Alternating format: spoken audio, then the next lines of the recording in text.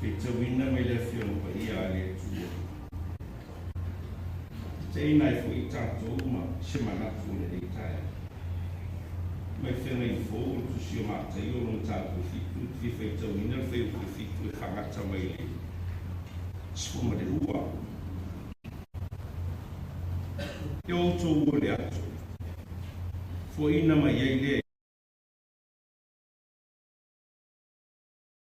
ono tō mawai lea. Io tō tu yatu.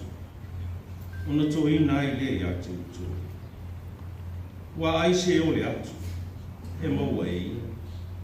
O le sa ili foi e iloa e ia. E tō ina foi i le tu yatu. Wai foi se tangata o tō. Te ao le mairo nā tali i se areto. Na te avane e i ate i se maa. Aole mai fu i seida. Na te avane e i ate i se ate.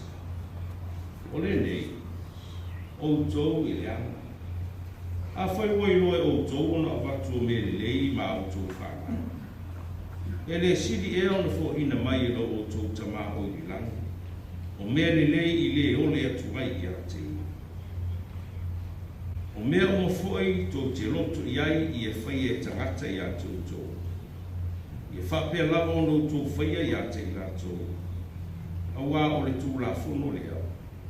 Ma le au perfect. Whamanuia te le tua. Lana whionga whaita. Tū mau ia te ia lona vi inga e wha. Tā ua ia o le taimu. Ia e au au na fai pia se tala i le tai. I le tusi fai ta waso le kare si e me tisi le e tala lea i le so. O le tala lea le whaava e mawhawhanga o le kare si e le so. Ai olo ia i le au tu o ia mawhawhanga e whaapia. E te le ala e sa ili ai o ni o le tu.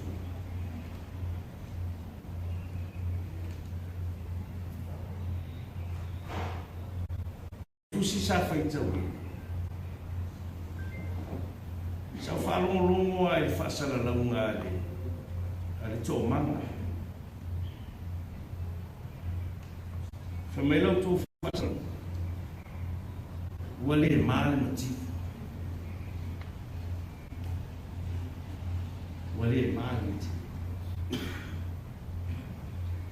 ale ala tōnu nao lea o onga lea isu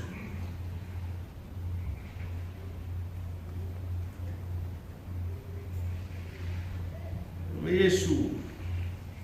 Ya wa Yesu li tangata wa mana uia le sosoi. Mana uia le alofa. Awale no foa. Ele o fina ngalo na o le tua ia. Oi ma. Le tato no foa. Sama Yesu, o le atu. Sa'iwi tui e pise i o le o i lau na whaupunga Yesu le angan awale fi don't give up easy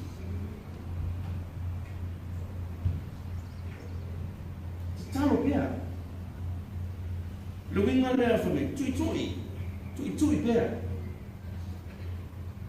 po le ale umi, po le ale tuai. Nai lau ai, whai mai Yesu, e fua ina. You will eventually receive the love of God. E fua ina e le atua, i le ole atu. E maua foi e le tangata.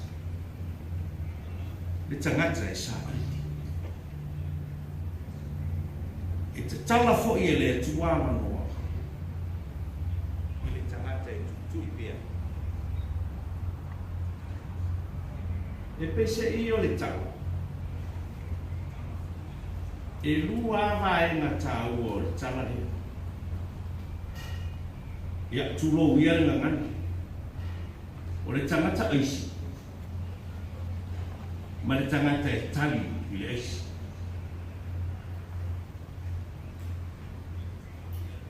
Whamai Yesu, well, in fact, it will take time.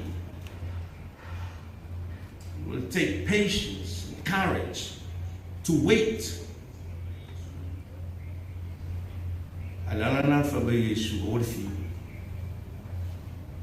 Na whaonga le Yesu o le tala i le tamama le atani. Whamai Yesu o ai. A o le mai so watani i ate o le areto. Te ave e sema. A whai mai lo watani i ate o i seia. E te ave e semata. Ia i lava se ilongo stama o le anga reu. O stama o whaavale-valea na ua.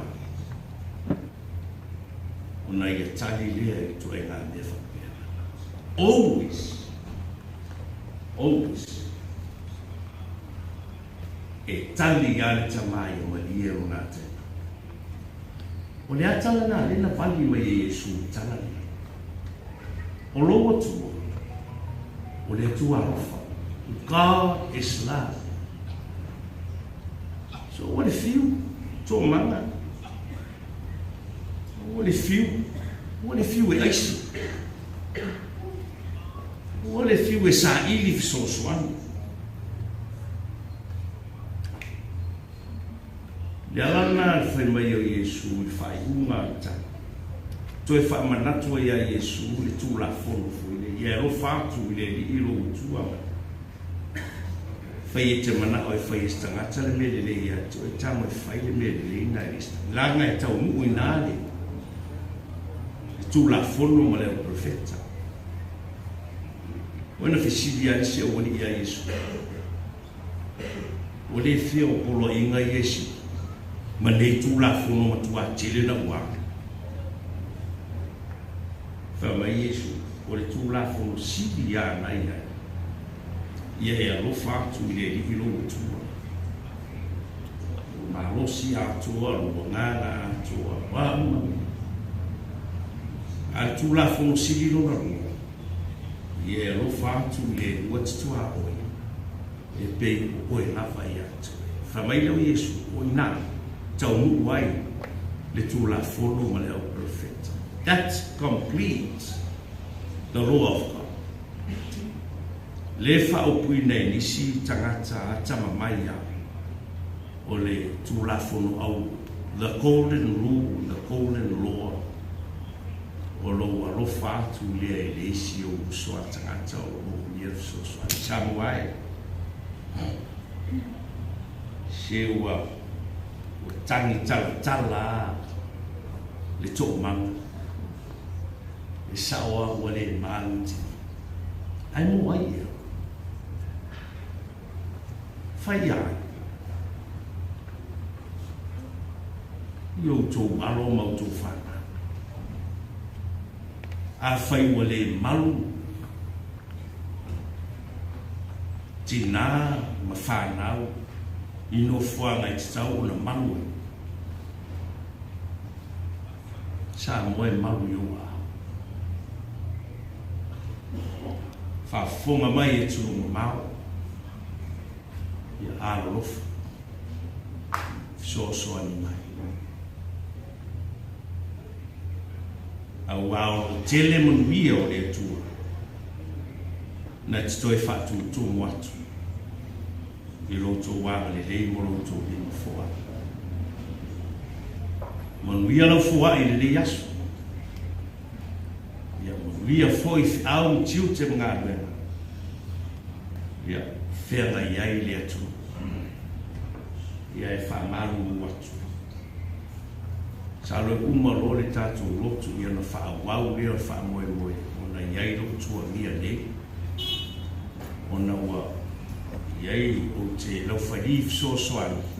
I le tālonga le manu sā mua mawhiti nei. O le ala nā no fia no fua. Ai ua mai lesi lau whairif sosoan. O le ala nā O la tātou vi atu le atua e peso sāunia e lau whai pesa.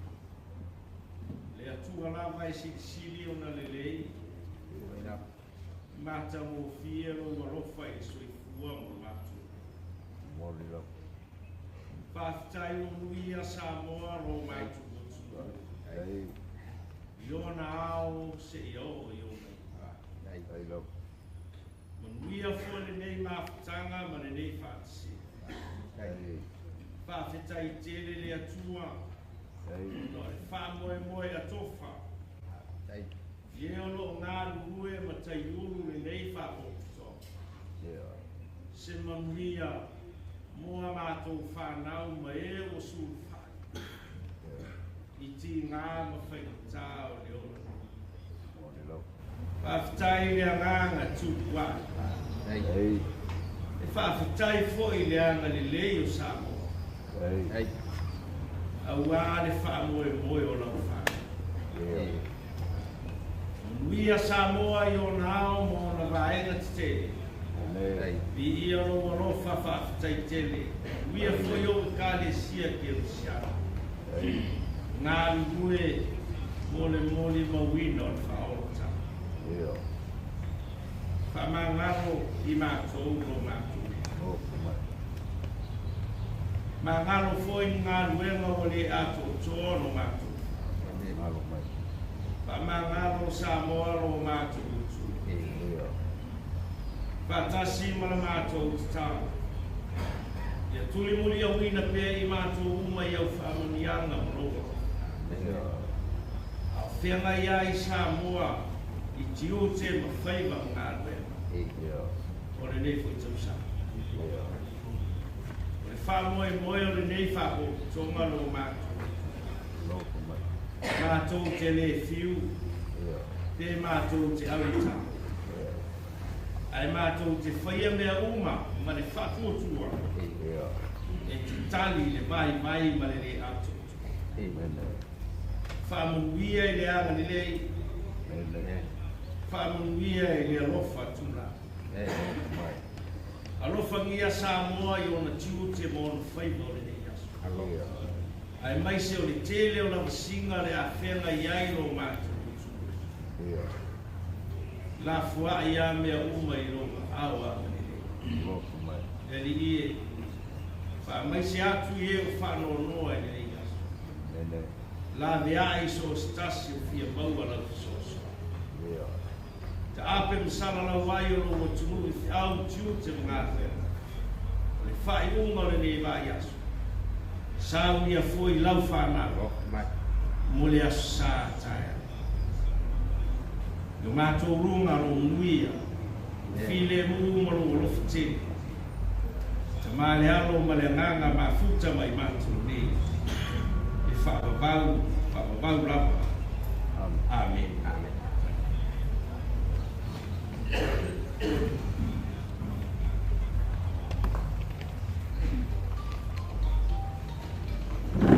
After ilo sumai, isia manatu lea ua te elani le whaamua ma le whaasani.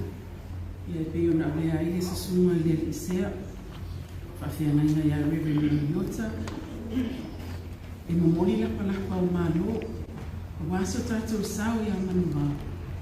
Ia le tauranga o sile ni tae a o awhi au mori fo i lea no tātou. Ia tau ia ne e tongi le pāta.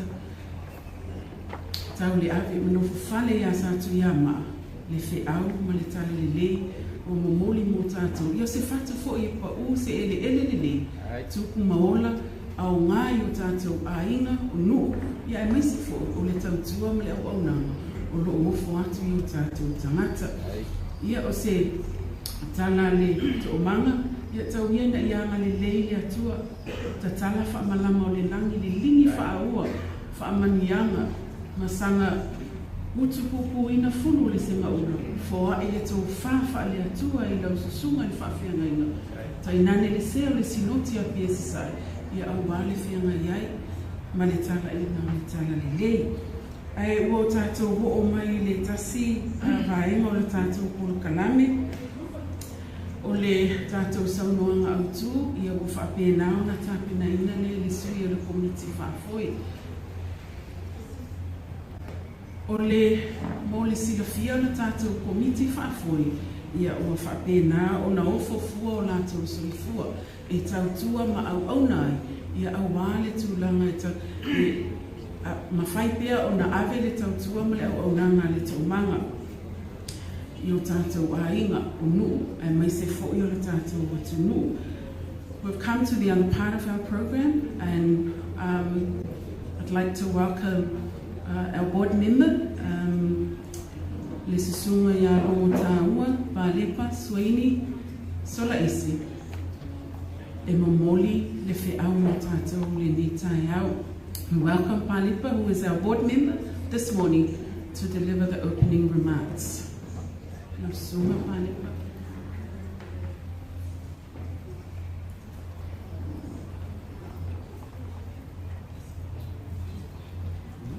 Mahalofa and welcome to our valued partners. To the extended S.V.S.G family of supporters here and abroad.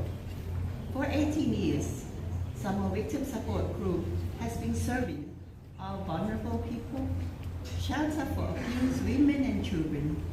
We provide support to young sexual victims so they can succeed and tell their stories and seek safety. We operate a free 24 helpline for anyone seeking help, advice, or referral. Today, we humbly seek your financial assistance through this online fundraising event to help us keep our doors open to the many vulnerable people in our community, victims of sexual abuse, to be the voice of the voiceless. Whatever amount you can offer, we will greatly appreciate it. Together, we are stronger. Together, we will continue to save lives. Ua te ailangi le fitu tainutani, I le taulanga o sia, a wale tātou bāta puia, malo tātou atua. Nā le aila fionga le sia o tinoti a BSI, Reverend Mariota Siaia, ma o tātou taulanga. E mo mori lo tātou wha amoe moe I le atua, mo ana wha mamianga. Ma lo le whai o le whaiwa. Whawhitai le wha awano mai lo taimi tā ua, mo le nei wha amoe moe. O le tatalo, ia wha amanuia le atua I la sunga Mariota. I lo wala awina, a wale te au manaluenga, a le atua o te tofi iai lau sunga. O te manatu ua pa ia ma mamalu matangi ala lua. A wa o lea ua whio le pa ia o le malo. A whio po isuia malo mai whako. A whio pa ama, a whio le ala morango sua. O wo ma a ainga, le Samoa Victim Support Group.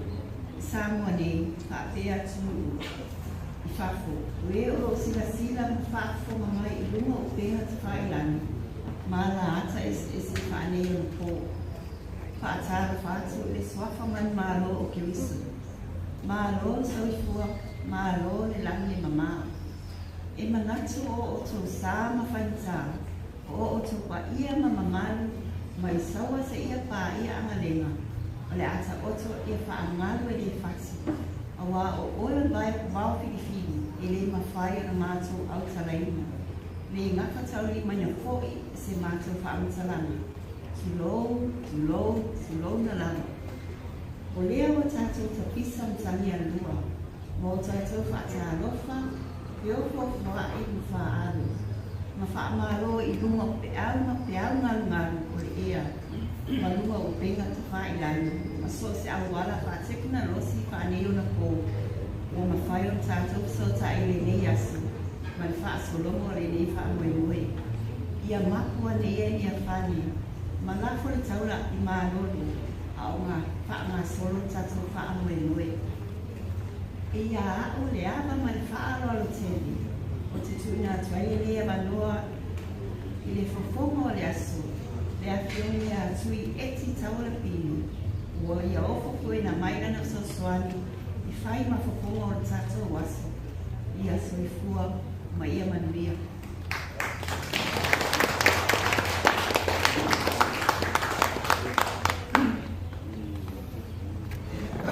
Pisano leo mai ale sama au tu o le tātou waso.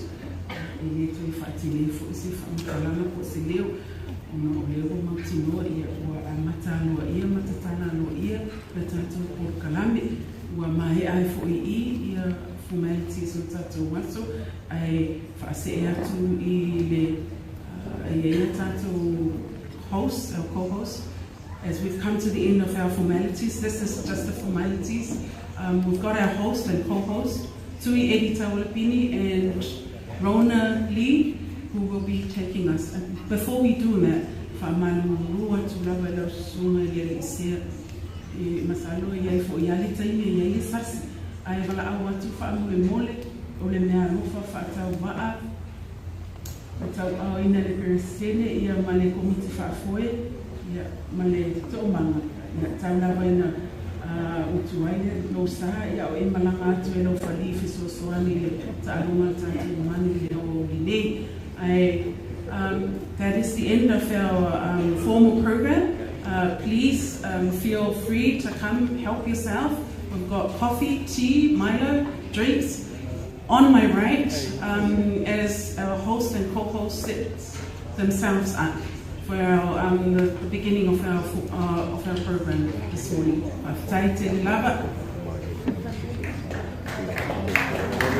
Samoa's natural waters are special. Something goes in there, comes out different. Natural Sambo water, the taste of nature in a bottle.